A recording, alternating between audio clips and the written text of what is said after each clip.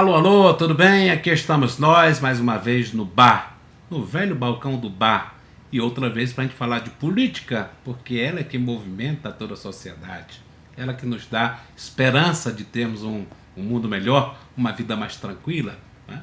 Com a economia se ajeitando, com os governos fazendo coisas melhores. E eu vou falar hoje com o Mr. John, João Albuquerque. Tudo bem, João? Tudo bom. Prazer te receber aqui. Prazer Quanto meu. tempo? Aliás, você nunca tinha vindo aqui, né? Não, no bar, não. Já estive com você em outros carnavais. Outros carnavais. O João, para quem não sabe, é o ex-presidente da Federação da Indústria do Estado do Acre, empresário de sucesso, bem conhecido. E hoje resolveu mudar de ideia. Cansou de ser empresário, João? Não. Por que você está agora se metendo? O que é que você vai fazer na política, João? Não cansei de ser empresário. Empresário, para mim, é exatamente o que me faz feliz, é o que eu gosto de fazer. Mas o momento, Roberto, ele exige que a gente repense um pouco a nossa vida. Né? Uhum. E foi em cima disso aí que nós, empresários, reunidos já há mais de 6 meses, discutindo como participar um pouco mais da política nacional e também estadual, para que a gente possa realmente contribuir diretamente, porque... Mas logo você, que sempre esteve ali fazendo escada para as pessoas, aí na hora para outra, tipo assim, foi fisgado, o que te levou a aceitar esse convite do Ney? Olha, teve mais de um motivo para aceitar isso aí, né? Primeiro que a gente já, como eu estava colocando, nós já estávamos discutindo na Federação da Indústria, do Comércio, da Agricultura, ou seja, o setor produtivo estava discutindo participar de alguma forma dessa eleição. Dessa eleição, né? Nós vimos que a situação econômica do país está realmente muito ruim, né? E que nós poderíamos, estando mais próximo, contribuir mostrando a visão do empresário no sentido de que como desenvolver melhor o país, gerando emprego e renda, porque o empresário ele precisa que tenha muito emprego para que ele possa sobreviver, senão ele não sobrevive também. Então você se candidatou, você é pré-candidato por uma causa. Nós somos, exatamente. E não foi eu, João Albuquerque, que disse, eu quero ser candidato. Foi o setor produtivo que estava pensando, e quando o Ney fez o convite, foi feito esse convite para o setor produtivo e que eu fui escolhido para representar a classe empresarial do setor produtivo. Então eu estou cumprindo mais uma missão, não é uma questão pessoal. Por isso que eu disse para você, eu sou o primeiro empresário. Uhum. É um desafio, então, tanto para você concorrer a essa vaga como pré-candidato, e é um desafio também para você, pessoa, para encarar a política? É um desafio. Para mim é uma coisa nova. Eu nunca participei de política partidária. Você colocou no início, escada, né? Não, eu sempre ajudei a escada que eu quero dizer que você sempre ajudou muita gente. Muita gente, né? Como empresário, a gente apoiou muitas candidaturas de amigos, de pessoas que a gente acreditava que ia fazer um bom trabalho, que ia ajudar o nosso estado a desenvolver, porque isso é o interesse de qualquer empresário, inclusive seu que é empresário, de que o estado realmente melhore e cresça, porque só assim nós vamos também crescer, gerando emprego para a nossa população, melhorando a condição de vida nossa, dos nossos filhos, do nosso neto. Eu já tenho neto, quando eu conversei contigo eu tenho 2. A minha última entrevista que eu dei para você, eu não tinha nem neto, hoje eu já tenho. Quer dizer, então nós temos que nos preocupar com isso, né? Agora, João, e como é que ficou a situação que você tem bom relacionamento com o pessoal da oposição, você é muito amigo do ex-senador Nabor Júnior, muito amigo do Flaviano, quando você decidiu sair pré-candidato por um partido contrário a eles? Teve alguma repercussão? Não, porque, na verdade, os partidos políticos hoje, eles não existem. O que o partido político hoje tem? Eles normalmente têm a sua, vamos dizer, programa, né, partidário, mas que ele finda sempre se coligando com outros, às vezes são até o programa contrário àquele. Então, Hoje não houve essa questão. Por exemplo, eu sou amigo de, como você mesmo colocou, de vários deputados. Eu citei dois porque sei dessa ligação que você citou, que são meus amigos de longa data, mas nada que possa mexer com a nossa amizade, a nossa relação. Nada a ver. Nada a ver, nada a ver. É uma questão, como você disse, de ver interesse para a sua classe. Isso, interesse para a classe, o Estado, o trabalhador, porque não há nenhuma dicotomia, nenhuma diferença, Roberto, de um programa nosso para qualquer partido social. O que o empresário defende? O empresário defende, por exemplo, uma boa educação. Tá? A educação é um programa do empresário também. Tanto é que o Senai faz isso há muitos anos e o SESI.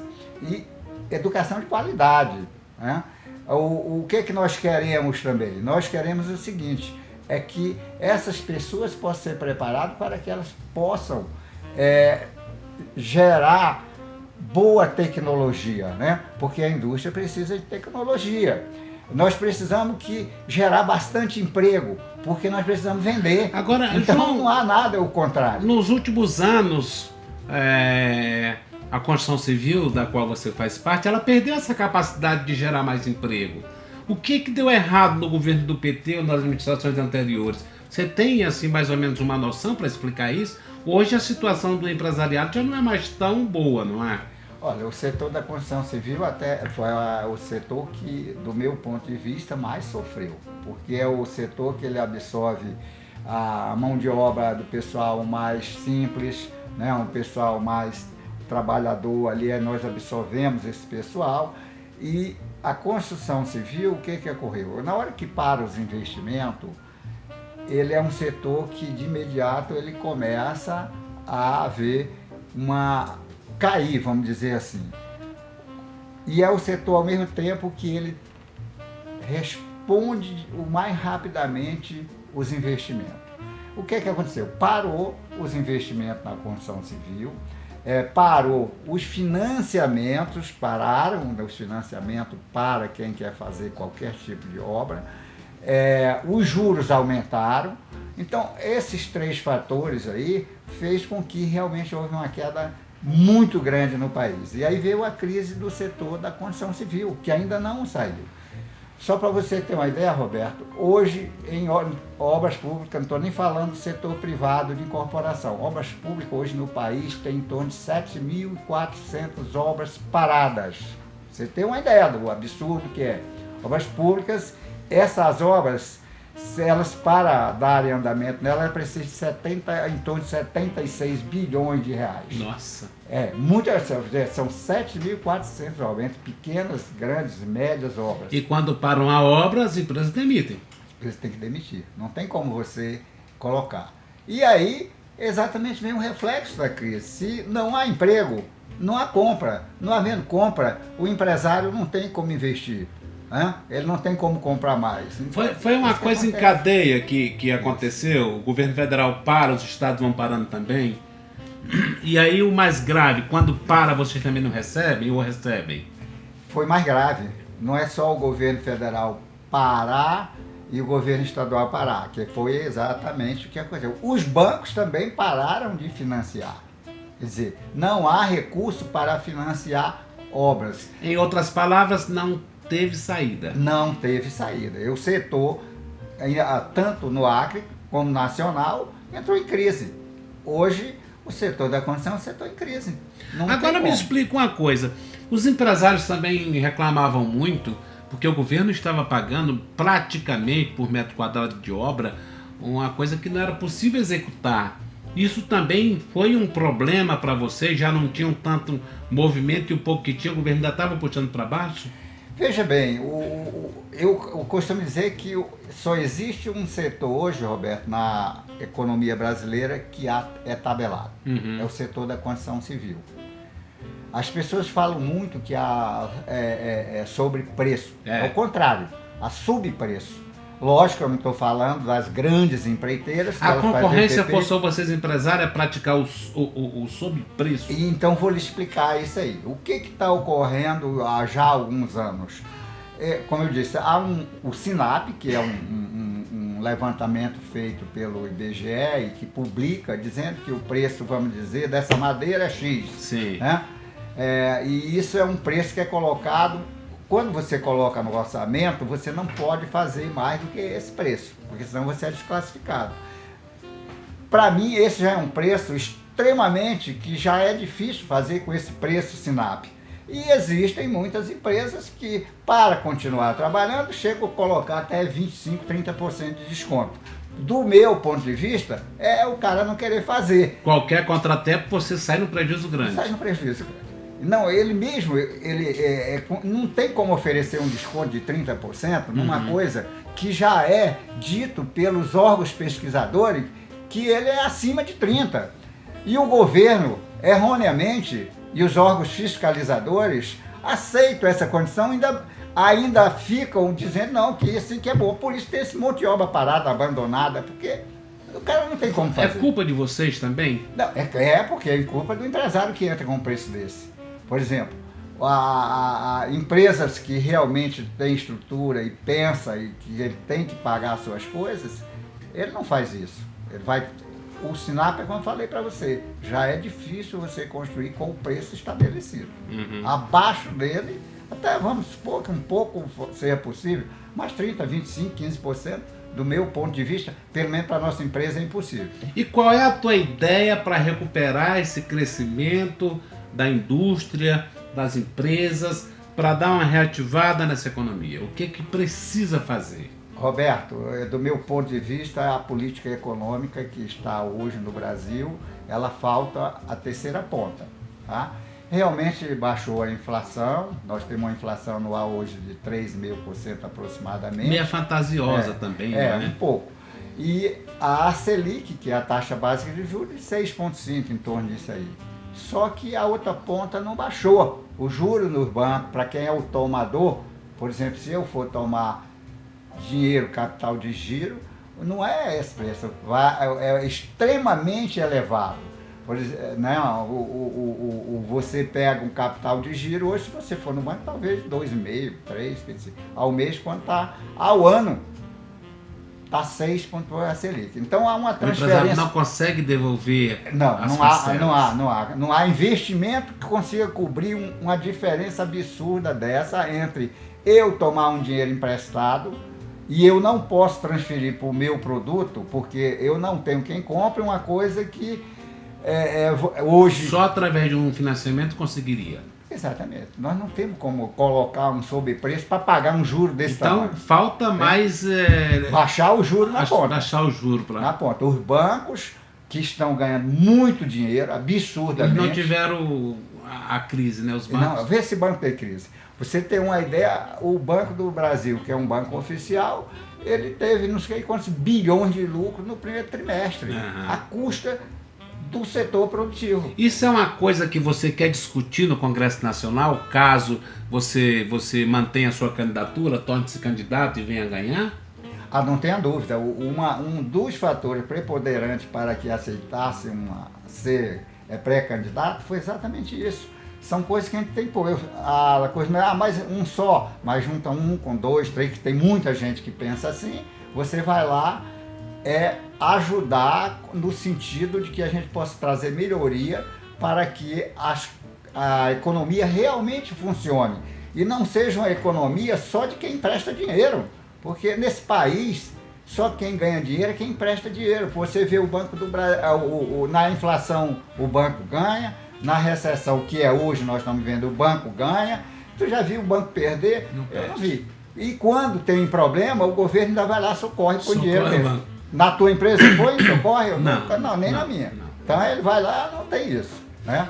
E nessa campanha que se aproxima agora, você acha que está na hora de se discutir mais ideias para que a gente encontre saídas? Ou você acha que vai ser uma campanha muito assim, de jogo sujo, de baixaria?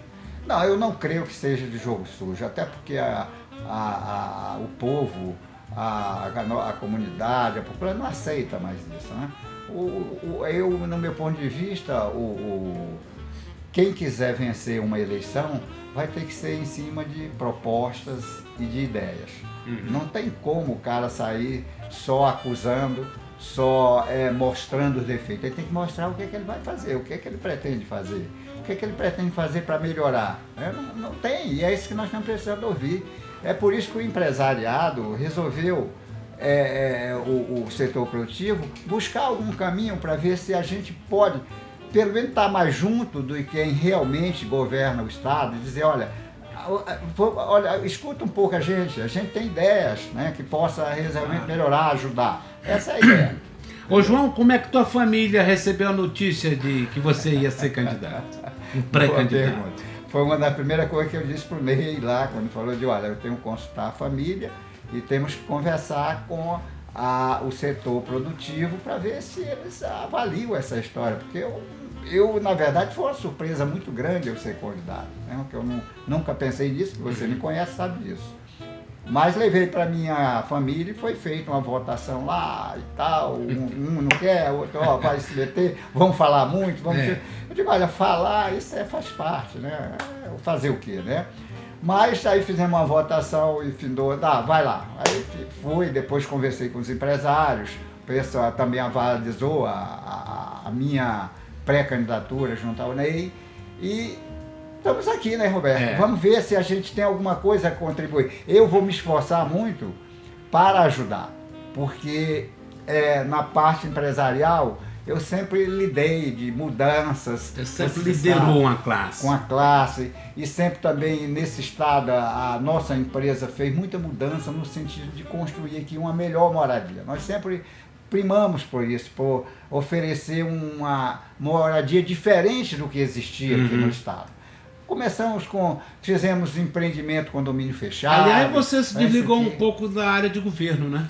Me desliguei muito da área de governo. Foi mais para a área privada mesmo. Foi mais para a área privada. Mas hoje, mesmo na área privada, está muito complicado por falta de crédito para que o comprador vá lá se financie. Ninguém tem Os investimentos em andamento da sua empresa da Albuquerque Engenharia, eles continuam acontecendo? Você deu uma parada, está devagar?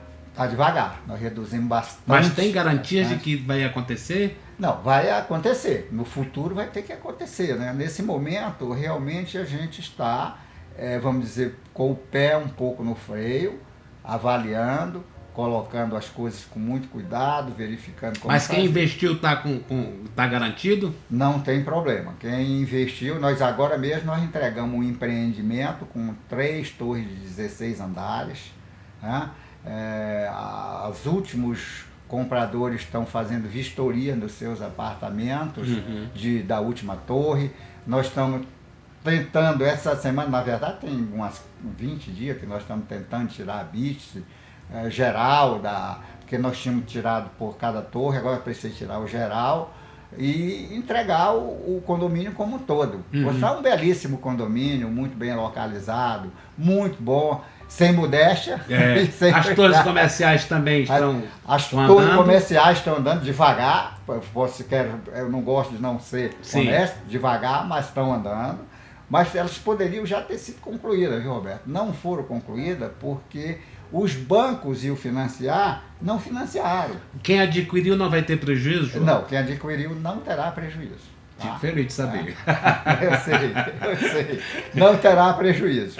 Tá? Nós temos que juntos, nós compradores, fazermos aquela obra, porque é uma das maiores obras desse estado. Também há inadimplência, João, por parte de... Deixa eu colocar para você, a nossa inadimplência, o povo acreano, ele é um povo muito sério, ele é muito honesto. A nossa empresa nunca teve muita inadimplência, a nossa inadimplência é muito baixa. E tem um pouco hoje, porque devido à questão econômica da situação. Não é o que não quer pagar às vezes, é que realmente não mas vai, renegocia, muda, então a coisa acontece. Tem sempre uma forma de resolver. Sempre tem uma forma de resolver, né? Nunca está a porta fechada para nada. E poderíamos já ter entregue aquela torre, Roberto, só que os bancos, à época, quando nós lançamos aquela obra lá, foi em 2013, 2014, os bancos iam tudo financiar. Perfeito. Quando virou a economia para 2015, o Brasil virou outro Brasil, e aí o banco, você conhece, saíram fora, ninguém financia nada. E aí, como é que nós estamos fazendo aquela obra?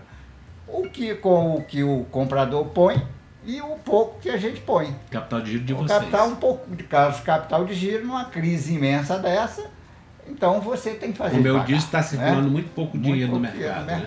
Com certeza. Muito Mas bem. estamos Esse aí para foi um discutir. papo maravilhoso com o Mr. John. Muito obrigado. Acho você com muita coragem para entrar na política, mas desafio sempre foi o seu forte. E eu fico feliz de saber que você continua ainda topando desafios. Obrigado, João. Boa sorte Roberto. nessa caminhada, você tá? lhe conheço há bastante anos. E boa sorte para você também, porque você está sempre inovando também. Eu não conhecia o bar, foi um prazer. O bar é de todos. Obrigado. Como eu disse, parabéns. foi um papo muito legal com o João Albuquerque, falando de muita coisa, inclusive botando a cara para falar de política, porque tem muita gente que não dá a cara para bater. E o João está dizendo para que ele está tentando essa pré-candidatura. É uma causa dos empresários, da indústria, do emprego, é tudo isso. E você sabe, né? A verdade, quando sai, a gente tem que acreditar nas pessoas que estão falando. Obrigado pelo carinho da sua audiência. Continue nos prestigiando. E parabéns, João. Boa sorte para você. Muito obrigado.